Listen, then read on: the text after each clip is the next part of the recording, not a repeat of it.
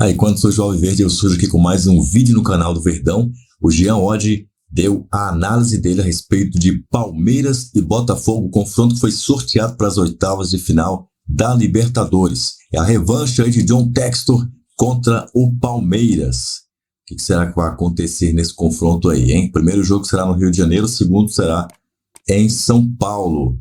Meus amigos, o bicho vai pegar nessas oitavas de final aí. Os confrontos são quentes. Nós vamos ter aí, de um lado dessa chave de oitavas, São Lourenço e Atlético, com a decisão em Minas Gerais. Nós vamos ter também aí o confronto a definir aí o adversário do Fluminense, com o último jogo no Rio de Janeiro. Nós vamos ter também o confronto aí do Talheres contra o River Plate, último jogo na casa do River Plate. O confronto também entre o Colo-Colo, time aí do Valdívia, lendário Valdívia, torcedor do Colo-Colo, também além do Palmeiras, Colo-Colo e Júnior Barranquilla, time do Borja. Então, decisão aí na casa do time do Júnior, tá? E aí do lado direito da chave a gente vai ter o confronto entre Nacional e São Paulo, decisão em São Paulo. E Botafogo e Palmeiras, decisão em Palmeiras, como diria o outro, em São Paulo. Nós vamos ter também o confronto aí a definir entre alguém que pode chegar a ser o Grêmio e Peñarol. Então aí vai se definir, se desenhar aí a questão aí do adversário do Fluminense e também do Peñarol. Olha só, o último confronto da direita e dessas oitavas de final reservou aí espaço para times do mesmo grupo. Flamengo e o Bolívar vão se encarar. E o último jogo é lá, na altitude de La Paz. O bicho vai pegar aí, tá? Até porque o Bolívar conseguiu ser primeiro lugar, conseguiu ficar à frente do Flamengo nesse grupo aí, tá? Então, a sorte está lançada. Quem vai passar para as quartas de final? Palmeiras e Botafogo ou Botafogo e Palmeiras? Olha a opinião do Jean Oddi. Palmeiras e Botafogo é o confronto mais palpitante nas oitavas de final? Boa noite, William, companheiros. Eu acho que sim, é o mais palpitante das oitavas de final. E acho também, claro, a gente pode ter o Grêmio e Fluminense, sempre bom lembrar também, né? Mas acho que, aliás, bom que se diga, a primeira coisa, ainda bem que acho que o caminho, nem dá para falar em caminho, mas o confronto das oitavas menos complicado acontecerá se ele ficar no primeiro lugar e não no segundo.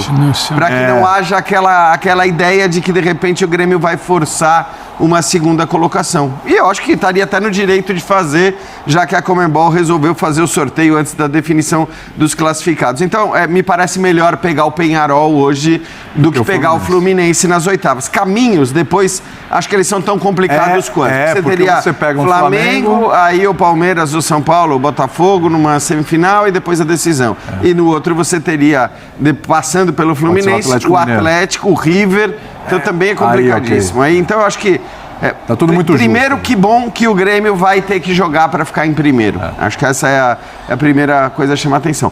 Claro que Botafogo e Palmeiras é o confronto mais legal dessas oitavas de final, pelo menos por enquanto. E para mim é claro também que foram os dois times que se deram pior no sorteio. Por isso mesmo. Porque, que ladinho difícil, hein? Falando dos brasileiros, né? Porque nós estamos falando de dois times que, para serem campeões da Libertadores, podem ter que atravessar um caminho muito duro, que é ganhar do Palmeiras ou do Botafogo, depois ganhar eventualmente do São Paulo, do Flamengo, e aí uma decisão. Olha a dificuldade desse caminho. Então, para mim, tanto Palmeiras como Botafogo são aqueles com os piores caminhos, mas quem se deu pior no sorteio foi o Palmeiras, porque o Botafogo era até esperado, por estar no grupo, no pote 2, que ele tivesse um confronto já duríssimo logo de cara, né? Porque ele podia pegar o River, podia pegar o Atlético, o Fluminense, o São Paulo. O Palmeiras não, né? Tinha poucos times mais duros para pegar logo de cara e acabou dando o azar de pegar o Botafogo. É um jogo muito legal, um jogo que tem todos esses ingredientes de Textor versus Leila, inteligência artificial, relatório da Good Friend lá, Good o quê? Good Game. Não, Good Game. Mas no sintético eles se entendem. Mas então, pelo menos no sintético eles têm pelo comum. menos não vai ter briga de menos sintético. Um debate. E aí, eu não sei não. O seu sintético é pior que o meu. Pode ser. Pode ser. E aí acho que o contraponto, quem se deu melhor no sorteio, e aí também levando em consideração o fato de que estava no pote 2, foi o Flamengo. Porque o Flamengo, tem altitude do vôlei. Mas o Flamengo meteu 4-0 nesse time, tem condição de fazer isso já no jogo de ida e eventualmente engatilhar a sua classificação. E depois, aí vamos esperar para ver se vem o Grêmio ou não, mas pode até ser que tenha ali um confronto de Peñarol com The Strongest para definir o seu adversário nas quartas. Então, para quem estava numa condição de pote 2, podendo pegar Atlético, Palmeiras ou River Plate, pegar o Bolívar é uma bênção. E depois ainda tem essa possibilidade de pegar um adversário mais fraco também nas quartas. Ou seja, eu acho que o Flamengo, considerando o contexto, foi o que se deu melhor, porque era um contexto de dureza provável nas oitavas de final, né? Atlético e Fluminense, para mim, muito parecido, né? Porque eles vão ter, teoricamente, confrontos mais tranquilos nas oitavas. Se o Grêmio cair do lado do Flamengo, depois nas quartas poderem se enfrentar em uma semifinal, aí dureza, né? Tanto nas quartas como semifinal. Então, assim, eu acho que... E o São Paulo é teoricamente o adversário mais acessível nas oitavas, e depois o caminho duríssimo.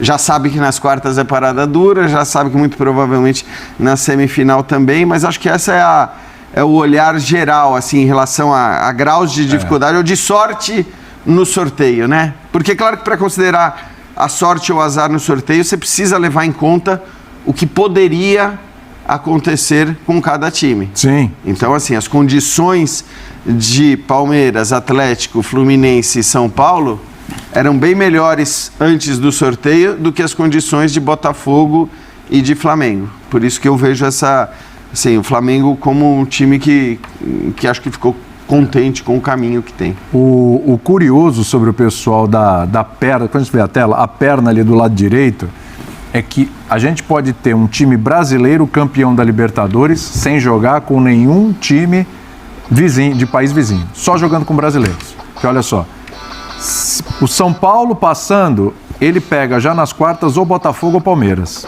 certo? E vice-versa ali o enfrentamento. Indo para a semi, ou São Paulo, ou Botafogo, ou Palmeiras, pode ser uma semifinal com o Flamengo. E indo para a final, pode ser uma final com o Atlético Mineiro, pode ser uma final com o Fluminense, pode ser o Grêmio, se o Grêmio estiver do outro lado. É bom lembrar que uma semifinal aí seria o River Plate. O River Plate ainda olhando para uma decisão em casa, no Monumental, aí é mais perigoso, é mais difícil ainda, né? Os caras vêm com esse estímulo a mais. É complicado, mas se passa um Atlético, passa um Fluminense e um Grêmio ali, o brasileiro do lado de lá, do lado direito, ele pode chegar à decisão, Pedro Ivo, fazendo uma Copa do Brasil, eu diria assim, viu? Tudo bem? Tudo bem, William. Um abraço a você, Jean, Calça, foi de esporte com a gente.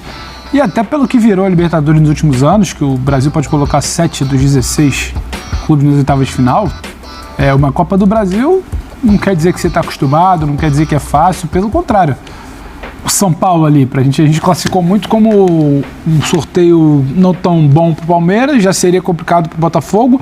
Essa chave já sai com muito provavelmente o confronto brasileiro nas quartas também.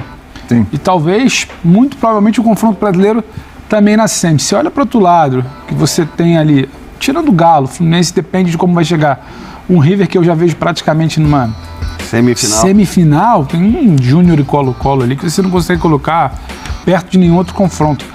Ser uma Copa do Brasil não te dá benefício nenhum, pelo contrário, é até um peso maior.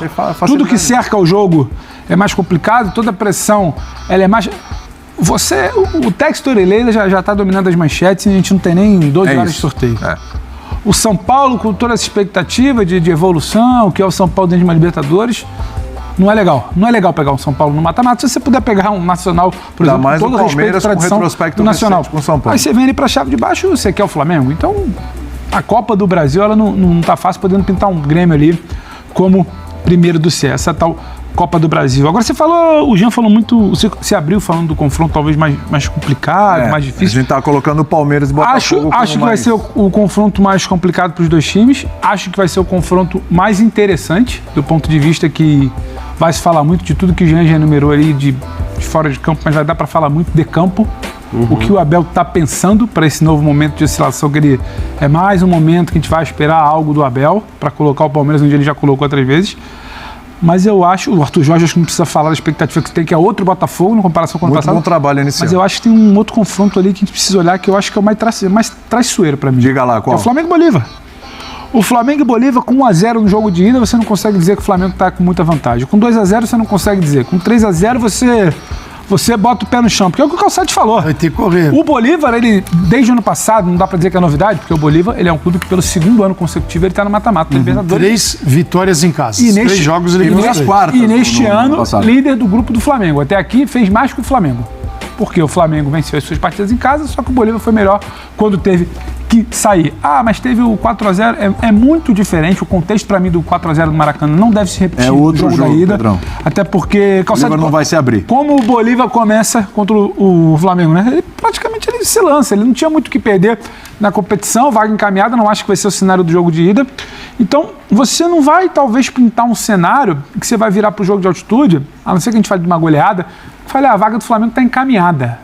1-0 e 2-0 vai todo mundo travar ali na hora de falar que tá bem resolvido, até porque, independentemente de time alternativo, quem sobe lá para jogar, não, às vezes o seu time principal, um lateral que está jogando muito bem, ele sente. O teu ponto Cebolinha, a gente não sabe como ele reage. O teu principal articulador, com 10 minutos ou na véspera, você faz uma planilha lá, você vira e fala, esse cara aqui com 60% na altitude é melhor ele começar no banco. Então, não dá para prever. A imprevisibilidade, junto com os 60 e tanto, quase 70 dias, né? Mais de 70 dias. Quase 70 São 10 semanas. Dias. São 2 meses e meio. São mais de 10 semanas. Daqui a 10 semanas, dá uma segunda-feira, começa na terça, né? O mata-mata. Então, essa imprevisibilidade toda do confronto de volta, eu acho que ela torna o confronto traiçoeiro. O Flamengo, depois de tudo que ele passou no ano passado, passou em 2023, ele vai olhar e falar, não dá, ficou tranquilo, ele vai falar isso? Ele nem consegue. Não, independentemente de goleada ontem, de momento, você não sabe o que vai ser. Quando o Flamengo está engrenando, passou a quarta ali para tentar passar, vai perder jogador. Depois você tem um mês de Copa América até a ida, você não sabe como é que vai ser a reação. Você tem outros times com janela, então é muito difícil você virar para o rubro-negro, você virar e falar, olha, esse Flamengo te passa uma segurança em mata-mata do último... Não tem. Tem uma questão das oitavas do ano passado, tem uma questão da imprevisibilidade, tem uma questão da altitude, e o Flamengo não fez por onde para decidir em casa. Então, para mim, tem uma coisa traiçoeira ali. O meu ponto é, assim, eu acho que é óbvio que é um confronto muito mais traiçoeiro do que o do ano passado contra o Olímpia, não tem nem dúvida, né? E o do Olímpia todo mundo dizia, tá garantido, tá tudo certo. Então, assim, é claro que é um confronto mais traiçoeiro. É claro também que o Bolívar já não é mais aquela galinha morta que só joga em casa, tal, embora tenha tomado de 4. Mas o meu ponto é, o sorteio foi muito bom para o Flamengo, mesmo pegando o Bolívar, porque por estar no pote 2, os adversários do Flamengo poderiam ser levando em conta o que ele Atlético, muito pior do que o Bolívar. Palmeiras, muito pior do que o Bolívar. River Plate, muito pior do que o Bolívar. Fluminense, muito pior do que o Bolívar. São Paulo, muito pior do que o Bolívar. Então, assim, você tinha 5 adversários possíveis para o Flamengo nesse sorteio que a gente pode afirmar que eram muito pior que o Bolívar, que eu digo como adversário. Sim. Os 5 são muito superiores ao Bolívar tecnicamente. Então, eu acho que olhar para esse sorteio, para o fato, vai ter que decidir lá, tal. Claro que não é o melhor dos mundos você decidir na altitude, mas me parece que, assim, com o potencial que tem o Flamengo, não vou nem pegar o jogo contra o Vasco como padrão, tal, mas assim, é claro que esse time pode jogar o suficiente para meter 3-0 no Bolívar. Tem todas as condições de fazer isso no Maracanã. E aí, sinceramente, eu acho que por mais que você tenha que temer ou respeitar a altitude, com os jogadores ainda que o Flamengo tem, Cebolinha, Bruno Henrique, você vai jogar de um outro jeito eventualmente lá, você vai abrir mão de certas ideias porque sabe que é um jogo num contexto diferente, mas se você vai com uma vantagem, acho que até o 2-0 é uma vantagem muito boa. Claro que, né, aí você pega a coisa eu acho preocupante. Mas só Flamengo, mas o sorteio não foi ruim, só Flamengo e Strongest não tomaram o gol em casa. O Flamengo marcou 9 em casa, ganhou os 3 jogos, maravilhoso. Fora de casa, nenhuma vitória do Flamengo. O Flamengo jogou 3 e ganhou nenhum. O Flamengo conquistou 1 ponto fora de casa na Libertadores. Então o Flamengo tem 9 em casa, 1 fora. Agora é mata-mata. Fora não é mais assim. E aí, você concorda aí com a análise do Jean Oddi? Discorda aí? O que você achou aí dessa falasse aí do Pedro Ivo a respeito desse confronto aí. Concordou com ele ou não? Uma coisa é certa, viu? Tem gente que está surtando aí com essa questão aí do confronto com o Palmeiras. A imprensa internacional também está alucinada com os brasileiros. E esse cara aqui não se aguenta mais de ansiedade para ver esse jogo. Você já viu o que ele falou? Clica aí e veja. Avante palestra.